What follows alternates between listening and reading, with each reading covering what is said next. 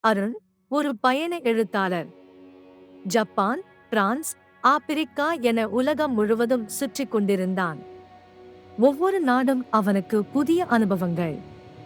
மொழி, உணவு, மரபுகள் என எல்லாம் புதிது. ஒருமுறை ஸ்பெயினில் அவன் பணம், பாஸ்போர்ட் என எல்லாவற்றையும் தொலைத்து தவித்தான். அப்போது ஒரு முதியவர் வந்து, "மகனே, நீ நலமா?" என்று கேட்டார். அவர் அருணை வீட்டுக்கு அழைத்துச் சென்று உணவு கொடுத்து தங்கவும் அனுமதித்தார். அருண் உணர்ந்தான், உண்மை உறவுகள் இரத்தத்தில் இல்லாமல் இதயத்தில் உருவாகும். அவன் தனது வலைப்பதிவில், "யாதும் ஊரே யாவரும் கேளிர், மனிதநேயம்தான் எல்லா நாட்டுக்கும் ஒரு மொழி" என்று எழுதினான். ஆம், உலகம் முழுக்க மனிதம் வாழ்ந்தால் எல்லோரும் நம் சொந்தமே.